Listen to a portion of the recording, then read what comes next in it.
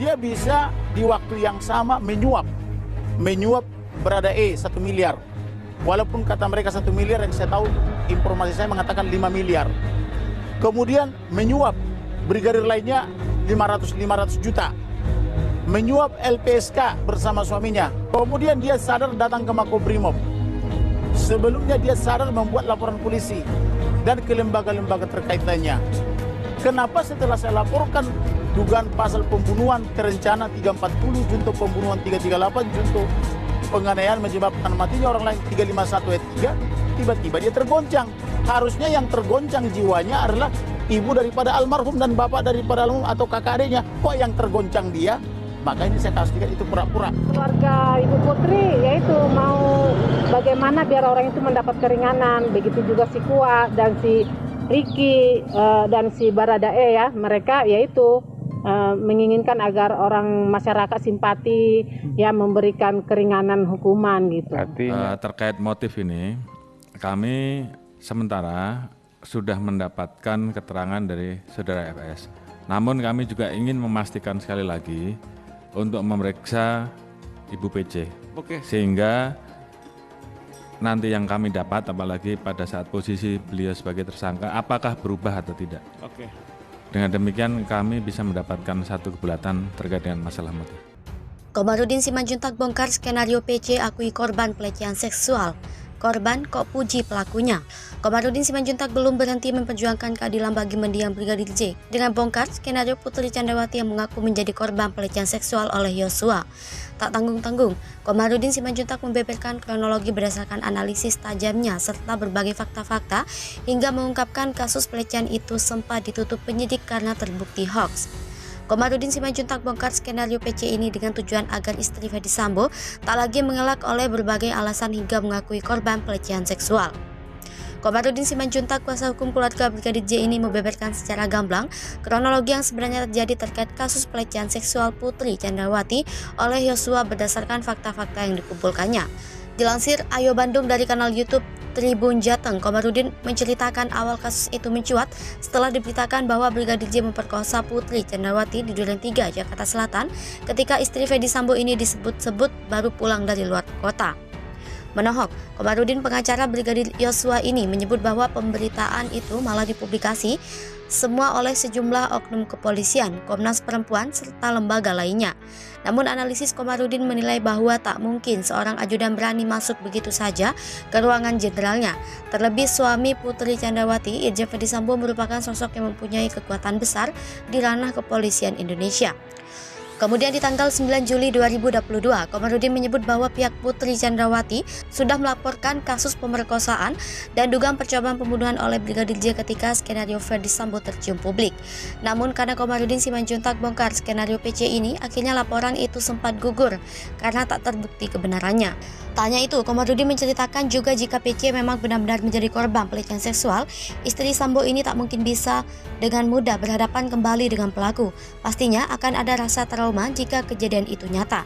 Akhirnya Komarudin Simanjuntak berspekulasi bahwa Putri Candrawati ini memiliki obsesi terhadap pria tampan sehingga akhirnya istri Ferdy Sambo ini mengada-ngada kejadian pemerkosaan itu. Kuat Ma'ruf jujur soal kasus Brigadir J, Putri Candrawati ngaku disuruh bohong, Ferdy Sambo syok dan menangis.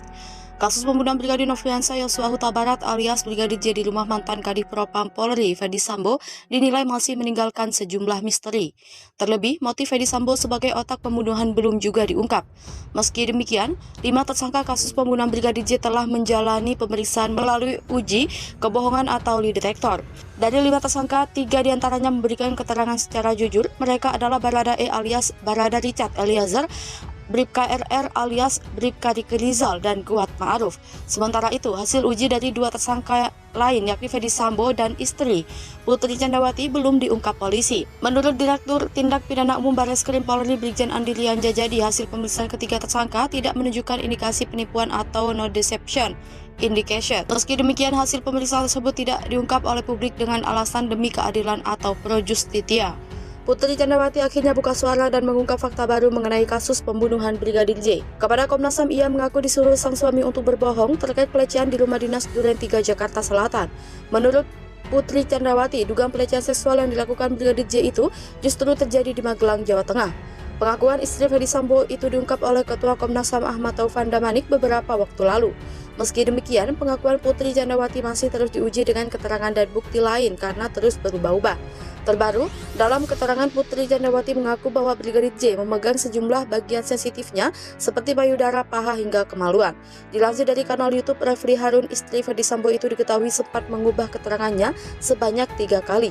Dalam keterangan yang pertama, Putri mengaku dilecehkan oleh Brigadir J. Pada wawancara yang kedua, ia kembali mengubah keterangannya dan mengaku Brigadir J tiba-tiba masuk ke kamar serta melucuti pakaiannya ketika berada di Magelang. Sementara dalam keterangan yang ketiga, Putri Chandrawati mengungkapkan adanya kontak fisik antara dirinya dengan Brigadir J di kamar. Melansir dari portal Nganjuk, Ferdy Sambo sempat syok bahkan menangis saat mendengar pengakuan Putri Chandrawati yang mengaku dilecehkan oleh Brigadir J. Konon, hal inilah yang membuat mantan Kasat Gasus Merah Putih itu gelap mata dan memerintahkan Bribka RR untuk menghabisi nyawa sang ajudan. Perintah Ferdy Sambo ini disampaikan oleh Bribka RR melalui kuasa hukumnya Erman Umar. Berdasarkan keterangan Bribka RR, telah terjadi pertemuan singkat di rumah pribadi Ferdy Sambo yang berlokasi di Jalan Saguling. Dari sanalah keputusan untuk membunuh Brigadir J muncul. Menurut Bribka RR, Ferdy Sambo sempat menanyainya soal peristiwa di Magelang, Jawa Tengah. Bribka RR pun menjawab dirinya tidak mengetahui peristiwa tersebut. Setelah itu, Bribka RR melihat perubahan wajah Ferdy Sambo yang terlihat sangat marah bahkan sampai menangis. Bribka RR mengungkapkan pimpinannya itu marah sambil mengatakan bahwa sang istri telah dilecehkan.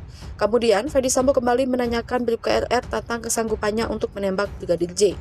Pasca menyampaikan bahwa Putri Chandrawati telah dilecehkan Brigadir J, Bribka RR diminta Ferdy Sambo untuk segera memanggil Baradae.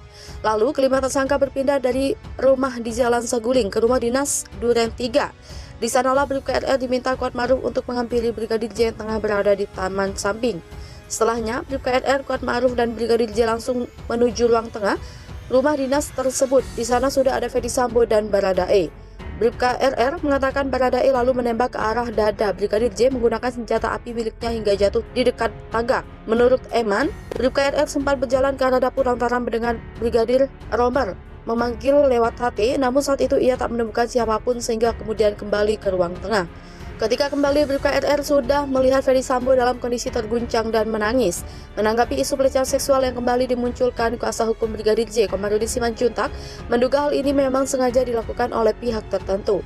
Komarudin Simanjuntak dimunculkannya kembali isu pelecehan seksual terhadap Putri Chandrawati adalah untuk melindungi Ferdy Sambo dari jerat hukuman maksimal. Ia juga mencurigai Ferdy Sambo telah menyuap sejumlah lembaga untuk kembali memunculkan isu pelecehan seksual tersebut. Karenanya, ia meminta agar lembaga-lembaga yang diduga menerima aliran dana dari mantan Kadif Propam Polri itu segera diperiksa. Bukan tanpa alasan, sebelumnya Lembaga Perlindungan Saksi dan Korban